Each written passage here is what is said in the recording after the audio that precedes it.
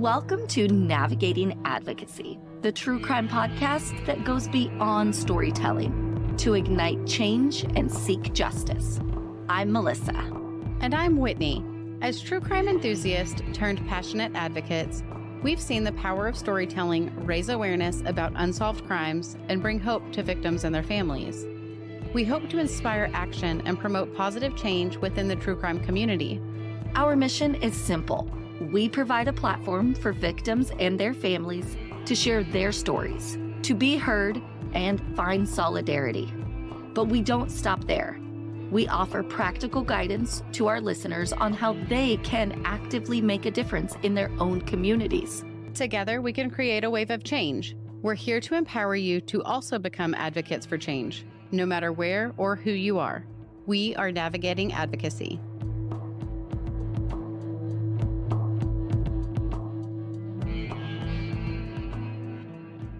Happy Monday. Happy Monday, and welcome to the end of March. Yes, it's going by quick. It's going to be the end of the school year before we know it.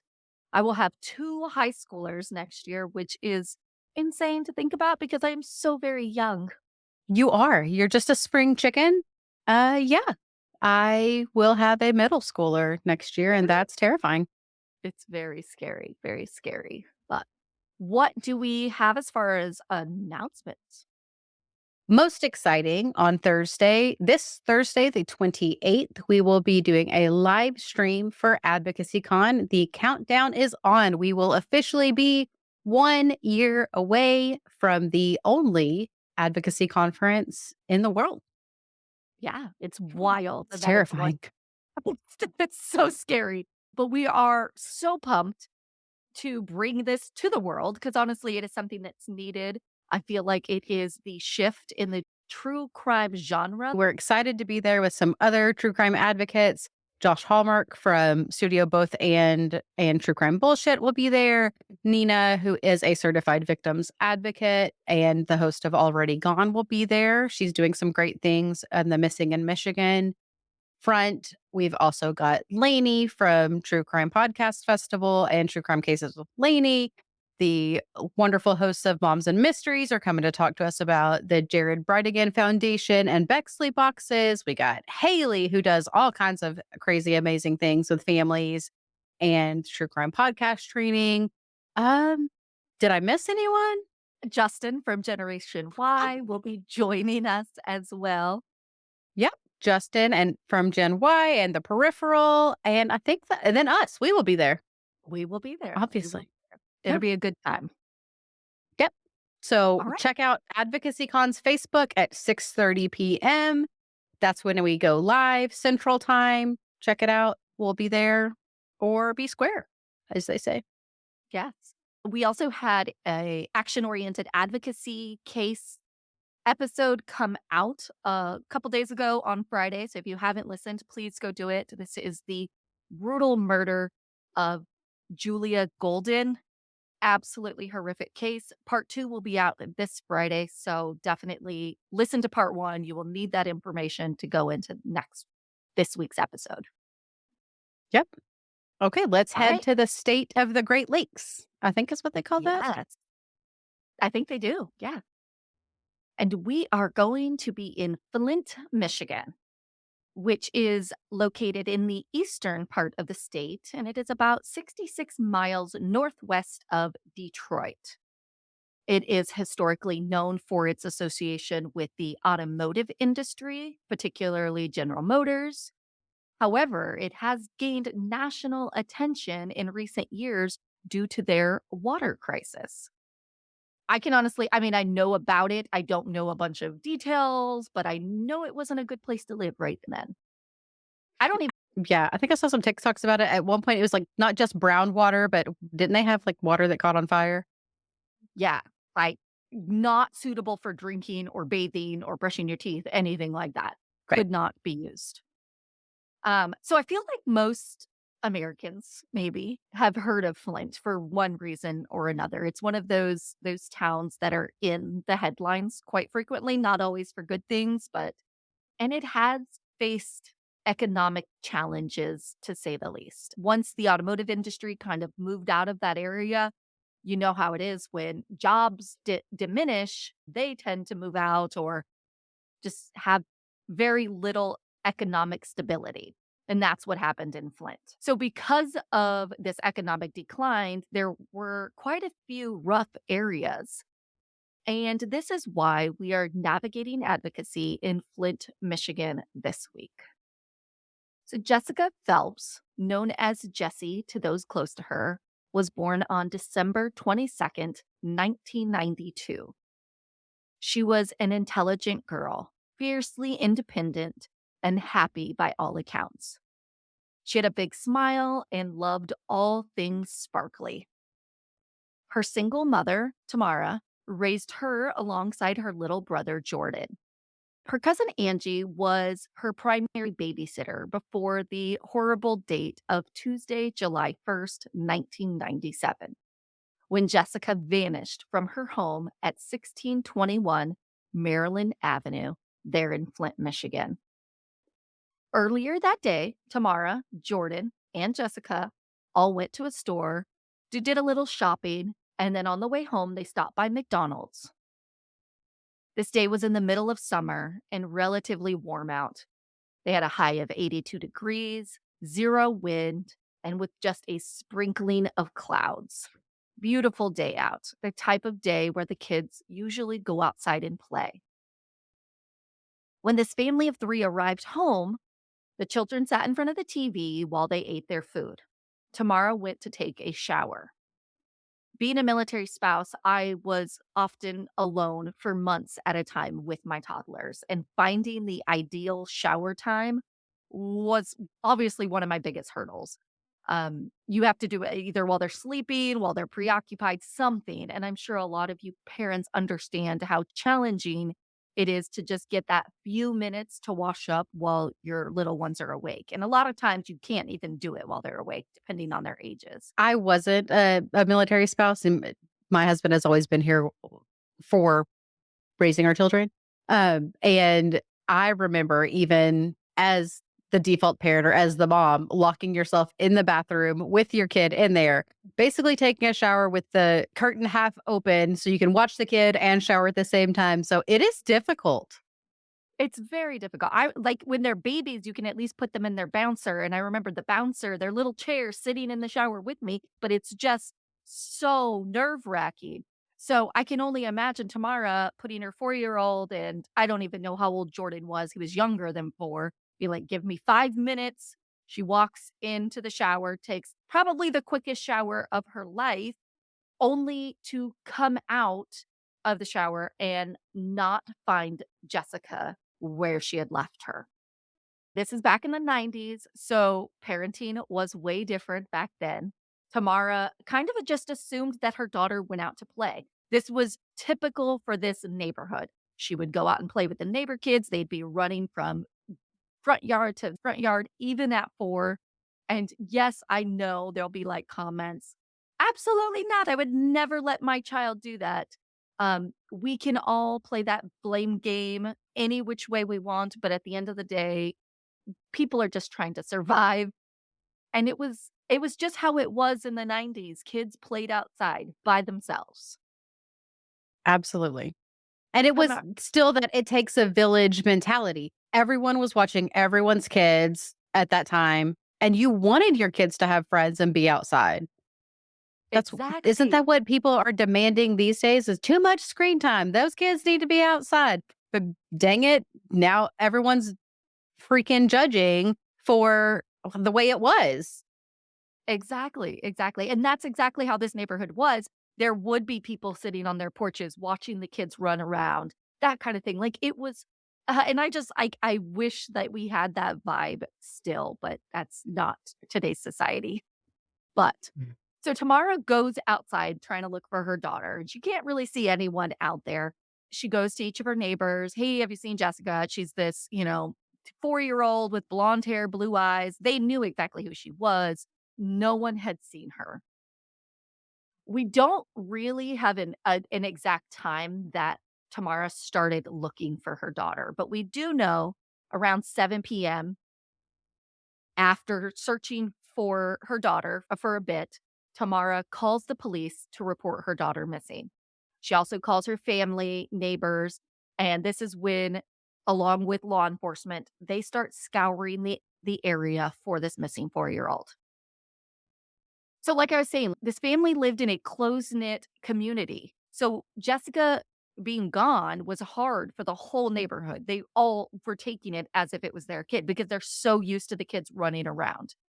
It seemed as if this little girl vanished into thin air and no one had seen her leave either by herself or with another person, not one soul, which is crazy because it's a summer day, super nice out. Typically, there's always kids and people out and about in this neighborhood. The fact that no one saw her made things even more suspicious. There were so few leads in the very beginning, it made law enforcement's job so challenging. I mean, being a cop in the '90s, I feel like is so different than today because they had nothing to go on. They had no witnesses, no cameras, not a direction to even start looking in, no clue to where she could be. Then the fact that a severe storm rolled into the area the next night prevented more searches from being done. And it could have washed away any vital evidence that happened to be out there. This storm was massive with like tornado sirens going off, hail. It was a big summer storm for this area. So once the tornado sirens died off and it was safe for the searchers to go back out, they started up again trying to find this little girl in this area because they just assumed she kind of probably wandered off. That's what everyone assumes at this time. Like, Mhm. she's a 4-year-old, she's out playing. Did she see a squirrel and start running after it? People don't jump to, oh my God, she's kidnapped right at first. I think you want to keep out hope for the best. Police would review any surveillance footage that they could find, which isn't a lot for the '90s, but they would review it. Nothing came from that. They just needed more insight into what happened that day. But any lead that they had never panned out. Hundreds of volunteers were on foot. There were people on horseback. Helicopters were used. And even people came out to search with tractors. The public was Wow. doing everything they could to find Jessica. Unfortunately, eventually, just like in all other cases that we cover, there comes a point when the daily searches stop. And this happened on June 11th of 1997, which is about a week and a half after Jessica vanished. This, I don't know why. Every time I talk about the daily searches stopping, it hits me hard because it has to be the second most horrible day that these parents are ever going through. The first is when their child went missing. The second is when you get the realization that law enforcement have no clue where your child's at, and Mhm. it's like they have nothing left to investigate, and that hope that you're holding on to, like, just diminishes. I can only imagine. I mean, the law enforcement aren't technically giving up at this point, but they're just like, "Hey, there's nothing more for us to search until we get some kind of other news." That be a witness or some more evidence or something else. There would be little reported because of the lack of updates in Jessica's disappearance. So honestly, the public didn't know what to think. Things changed in that community where once children ran from neighbor to neighbor to play, suddenly was quiet. No kids were allowed out on their own. That summer changed everything. Jessica's case would be aired on the ever popular America's Most Wanted. So, of course, this generated some tips.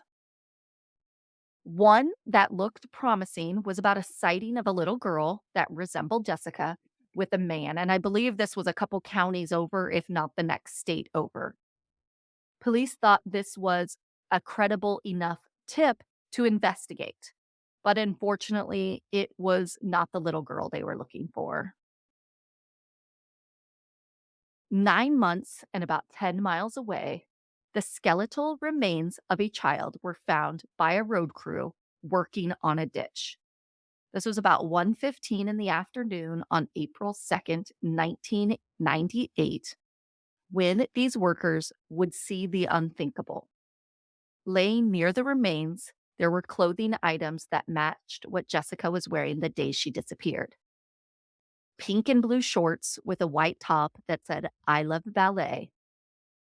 That just that image of that little top is so heartbreaking because you could just imagine a 4-year-old wearing "I love ballet" with some ballet slippers on there, and it just, like, hits home of how young she was. Yeah. The remains would be positively identified as Jessica Phelps by dental records. The medical examiner was not able to 100% confirm how she was killed because of the state of the remains, but most likely she died of asphyxiation.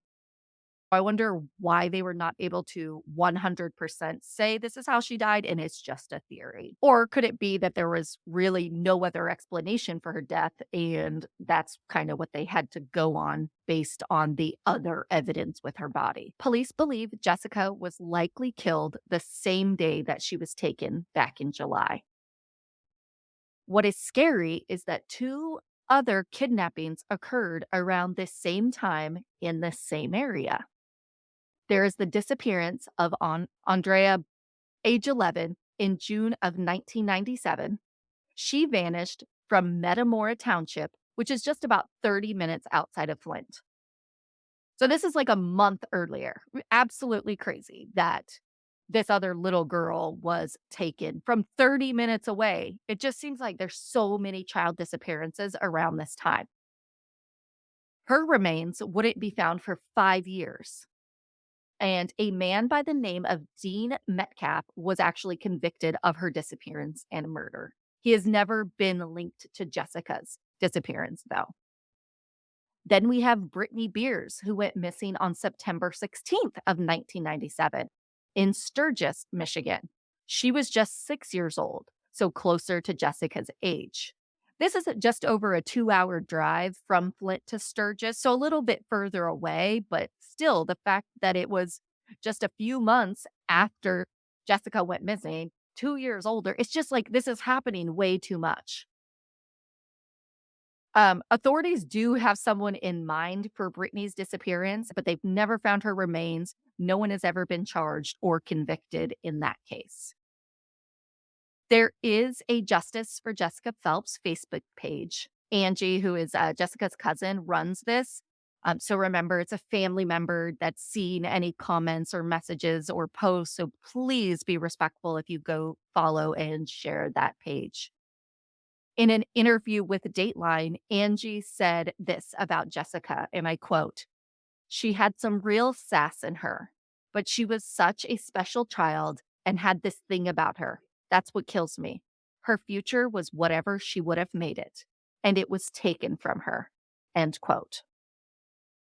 This page is pretty active, and Jessica's family celebrated what would have been her 30th birthday in 2022. They had a big party for her, invited literally anyone that ever knew her, knew the family, followed the case, which I think is so adorable that they did this for her, because they are still seeking answers about what happened to 4-year-old Jessica. So if you know anything about who kidnapped Jessica and murdered her on July 1st of 1997 in Flint, Michigan, please reach out to the local police department at 810-237-6800. On that Facebook page, there's lots of comments. A few people speculate on there. A lot of people that lived in the neighborhood and remember playing with Jessica and actually searching for her at that time, which is just devastating for so many people involved, including Jessica herself. But the fact that she touched so many lives in her 4 years that she was here. It just breaks my heart because all I can see now is that shirt. That's all I can see. No, I know, 'cause there was really no point of me putting it in there because obviously they found her, no one's searching for her because at first they're like, "Hey, this is what she was last wearing." But I could just picture that shirt, and I'm just like, she was just 4. She probably didn't even start school, like, had so much ahead of her. It's just Yeah. so sad. So, so sad. So, any information, please go follow the Justice for Jessica Phelps Facebook page. I know her cousin Angie would appreciate any and all eyes on this case. We want to share a few ways you can support us to continue our mission. You can become a Patreon subscriber, or a simple rate and review on your favorite podcast platform helps us get in front of someone who may know something. We will continue traveling state by state seeking justice because we will be there no matter where, No matter who.